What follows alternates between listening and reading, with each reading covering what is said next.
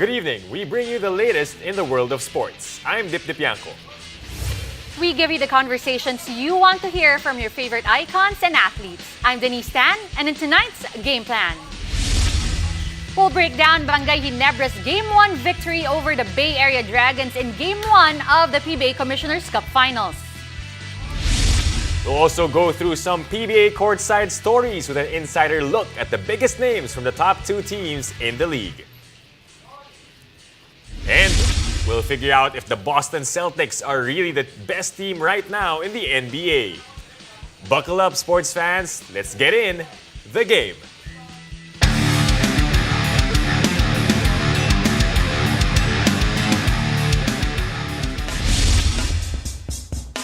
A Christmas night was eventful for PBA fans as we witnessed the last two teams standing in the PBA Commissioner's Cup.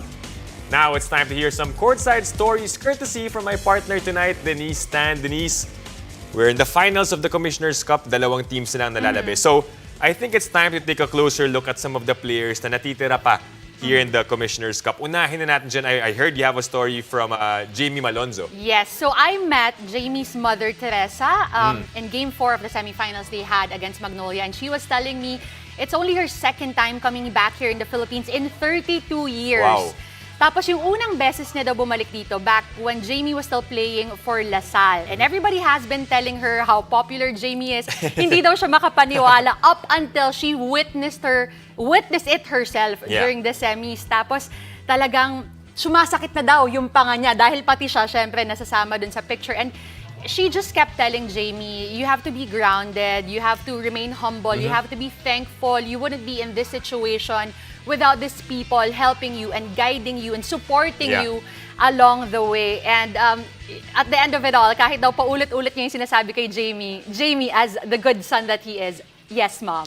And the thing is, Jamie Malonzo, when he entered LaSalle as a one-and-done player, sikat na siya nun. 1 year lang siya sa LaSalle naglaro. Yes. But then now, he's joining a team that is super famous in the country, which is Ginebra. Kamusta naman yung feeling ni Jamie na he's part of this team right now in the PBA? I think he's doing very well. You know, he didn't really stand out in that Game 1 against Bay Area in terms of his offensive output. Yeah. But look at his plus-minus. He was a plus 25. Right. Obviously, very efficient in that last game. I think he only had 4 points. But you cancel everything out if you have that efficient of a player. Right. Lipat tayo sa teammate niya na ang ganda rin ng pinakita in game number 1 kahapon na si LA Tenorio. Vintage performance. Did we expect that type of game mula kay LA coming from a player of the game ng semifinals? I think so.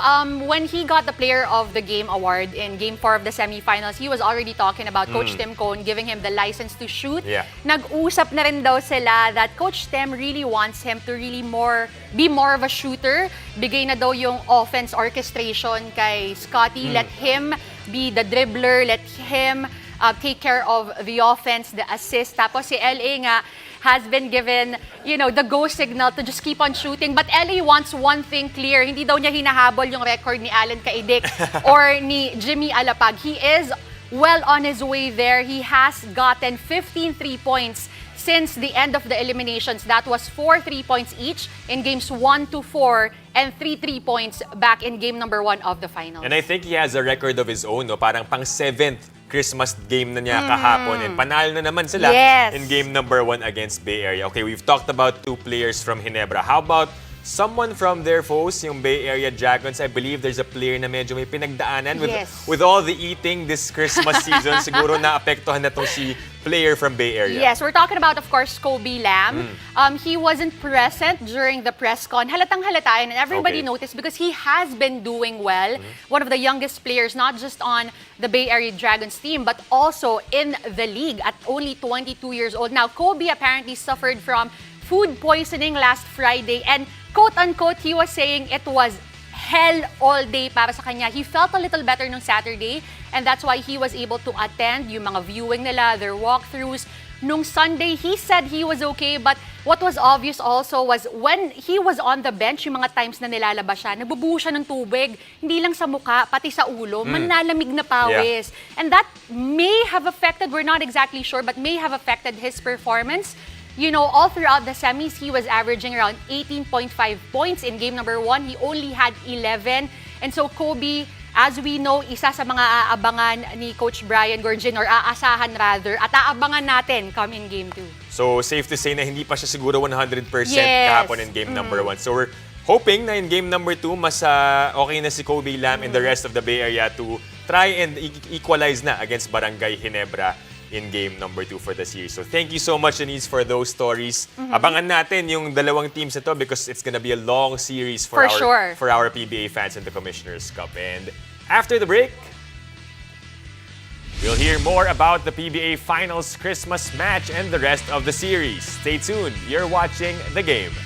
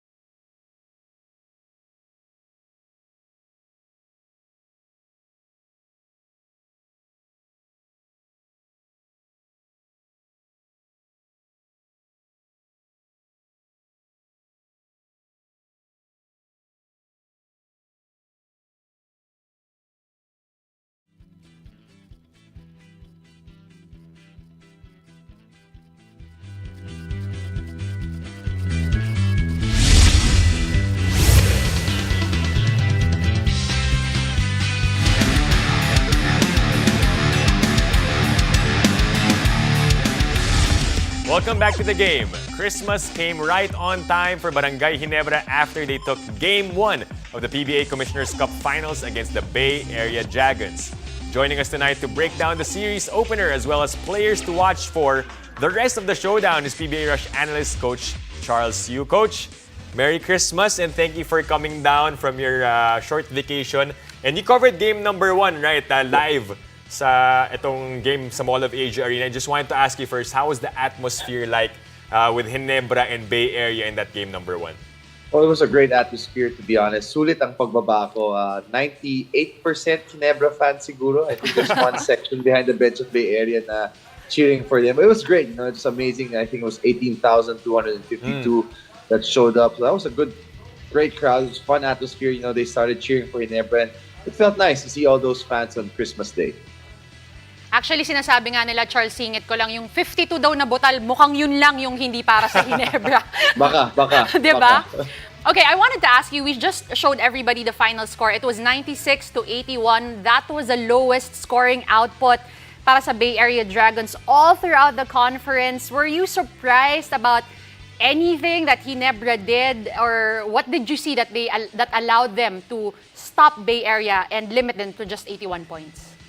You know, you know how great Coach Tim Cone is defensively, right? And you expect them to really try to slow down Bay Area, a team that averages 110 points. But to hold them 30 points below their average, I think that's a great number.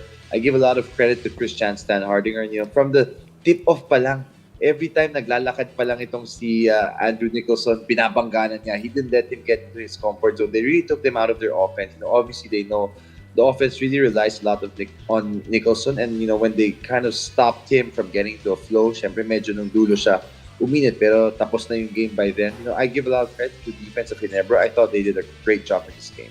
Well, let's pick up from that point. No, you mentioned Christian Standhardinger. And just last week, we talked about Andrew Nicholson. I asked you, Coach, if siya ba yung tamang import for Bay Area. How would you rate his performance, I guess, in game number 1 of the finals? Kasi syempre, iba yung elimination round. Ito, finals na against Ginebra.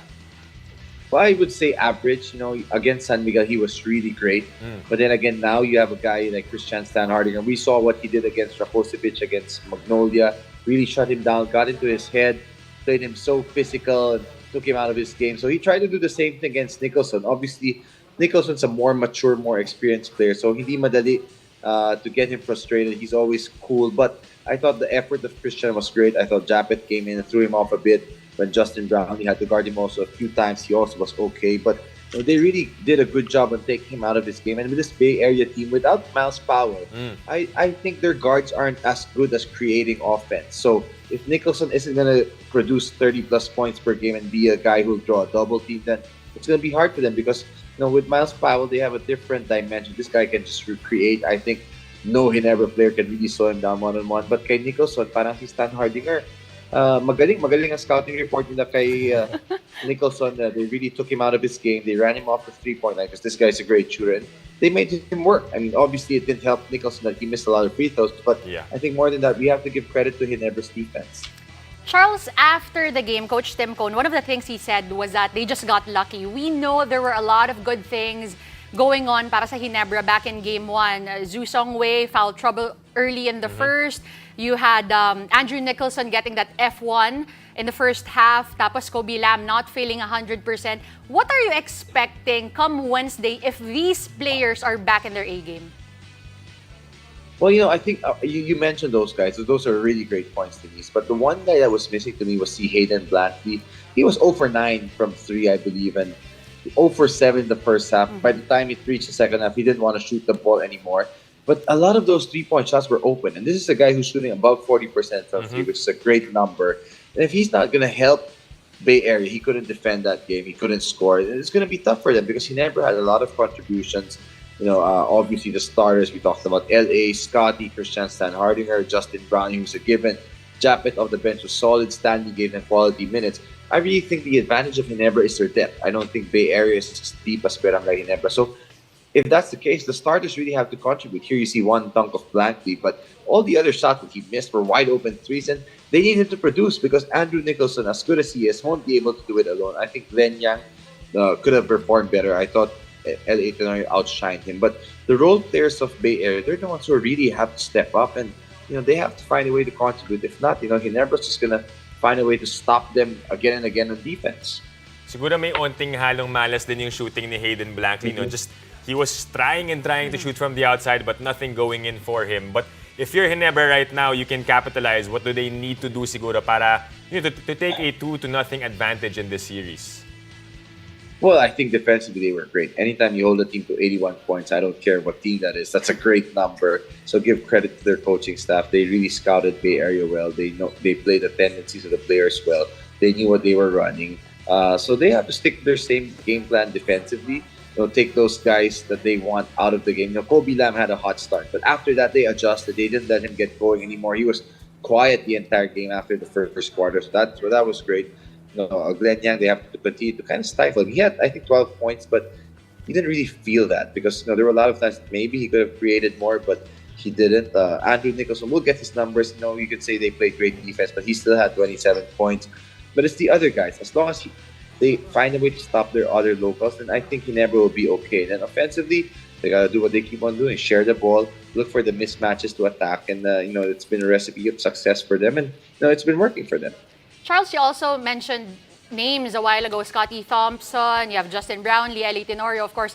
But I want to get your thoughts on Jamie Malonzo. The first time he got a basket was at the 5-minute mark, 5.5-minute mark of the third quarter. But plus 25 on that efficiency. Just your thoughts about his game. Well, I'm a bit biased. Jamie's my guy, man. I had a chance to work with him. I love that guy. He's a great dude. But I thought he did a lot of things.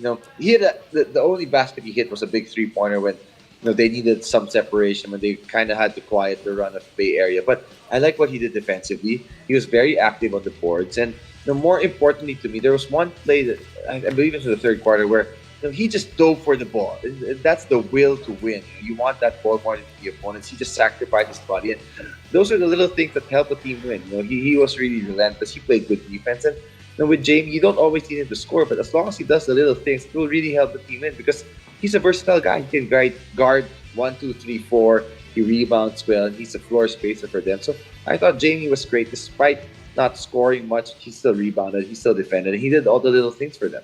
And like what we said, Coach Charles, this will be a long series, a lot of chances for these guys to step up and do more in the coming games for Ginebra and Bay Area as well. And as always, thank you for your insights dito sa PBA, Coach Charles. Thank you also for talking to me about the PBA. Love talking ball. All right, don't forget to catch Game 2 of the PBA Commissioner's Cup Finals happening on Wednesday, December 28th at the Smart Naraneta Coliseum. Tune in live on One Sports, TV5, PBA Rush, and Signal HD.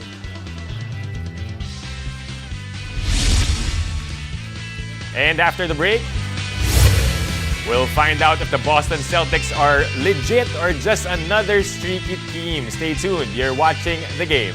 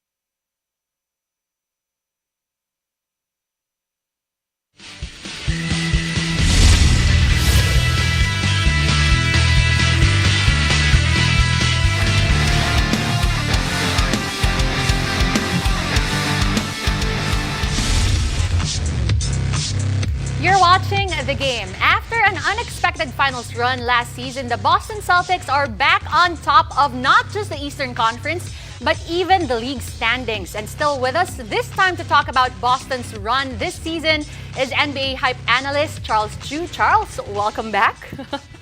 Thank you for still being with us. But okay, let's get right into it, Charles. Boston has a 24-10 record. They are 5-5 the last 10 games. Do you think this team is peaking at the right time, or are they considered to be like one of the best teams right now in the league? I think they are one of the best teams in the league. They've picked up from where they left off in the finals. You can hear all their guys say they know what it takes now to win. So and they know what it takes to be in the finals. Jason Tatum's been playing at a great level, the MVP level. The scary thing is Robert Williams hasn't even really played, but I think they have a deep team, and I think that's why they have a chance to win this championship. Well, Coach Charles, do you agree with Ja Morant's statement? Sabi niya, he's fine with the West, right? He can take it against the teams in the West. Pero sa East daw, ang problema nila is the Boston Celtics. Do you think it's possible that really the Celtics squad can make a comeback in the finals?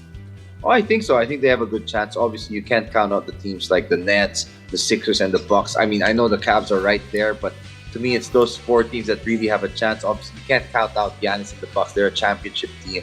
The players are still there. The Sixers are playing at a high level right now with Embiid and James Harden playing some great basketball. And then Kevin Durant and the Nets are also peaking pretty well right now. But, I wouldn't be surprised to see the Celtics. Why? Because they're such a solid team. They're very well coached. They have enough role players. They have enough star players. They defend very well, and they're great offensively. And they just know what it takes right now, and they're playing at a high level. So it wouldn't be far fetched to see them make it to the finals. The last time that they did make it to the finals, a lot of people were saying it was just a lucky break para sa kanila. A lot of people on the other team, they were unavailable. They had health issues. Do you think the Boston Celtics need to make it to the finals again just to prove to everybody that it's not a fluke? Oh, not necessarily. I used to be one of those people that would be like, they've had all the good players throughout the years. They had Kyrie, they had Isaiah Thomas, all these guys. They couldn't make it to the finals. And it turns out when all those guys disappear, that's when they actually made the finals. But right now, I like the maturity of Jason Tatum. He's shown that he's a legit franchise player. Jaylen Brown has improved to be a great sidekick. And then the role players, Marcus Smart's always going to be there for defense. They have a good balance of veterans. Al Horford's still playing at a high level despite his age. Grant Williams is a role player. And then again, Robert Williams hasn't even played. He's a game changer for them defensively. And then you have guys like Brogdon, Derek White, guys who are great role players who fit their team. And I think they have enough pieces to compete. They have a bunch of other role players off the bench that are also helping them out. But I don't think it's going to be easy. The Bucks, the Sixers, again, and the Nets, they're going to give them a hard time. But, I wouldn't say it's a fluke that they made it last year. Obviously, I think the Heat are in a bit of a down year right now. But regardless, what they achieved last year was great. But they've shown so far, the way they've been playing, that it's no fluke. They show that they're for real. But obviously, the playoffs and health, and those are things you can't control. And it's going to be a different ball game come playoff time. Right, Coach Charles, when we talk about individual awards, you talk about Nikola Jokic, Giannis Antetokounmpo, as well as Luka Doncic, pwede na rin. But do you think Jason Tatum should be part of the conversation for the MVP race? Well, absolutely. Obviously, there's a bit of a voter bias for teams that are great in terms of the win-loss record. The Celtics being number one right now and maybe finishing number one would really help Jason Tatum's case. I think he has a case, but obviously the numbers of Jokic are great. He had a ridiculous game again today against the Suns. Great triple-double against 45 points, and I'm not even sure, but he played great. Giannis is always there in that high level. Luka Doncic is leading the league in scoring. He's being great too, but and then Joel Embiid also wants to win that award, but you can't count out Tatum. I mean, I know Boston has a bit of a team game, but they're not where they are without Jason Tatum, and that in itself would be enough for him to be a candidate for that MVP award. Obviously, it's still early. We're not even halfway through the season. Anything can change, but Jason Tatum's definitely in that race for the MVP award. It's going to be an interesting race for that MVP and also for the playoffs for both East and West. And as always, thank you, Coach Charles, for talking NBA this time with us. Thanks, Charles. Well, thank you also for having me. Thank you, Denise. Thank you, Deep. All right, and to everybody watching, thank you for joining us. I'm Denise Tan. Catch us weeknights here on One News, One Sports, and One Sports Plus. I'm Dip Yanko, and this has been The Game.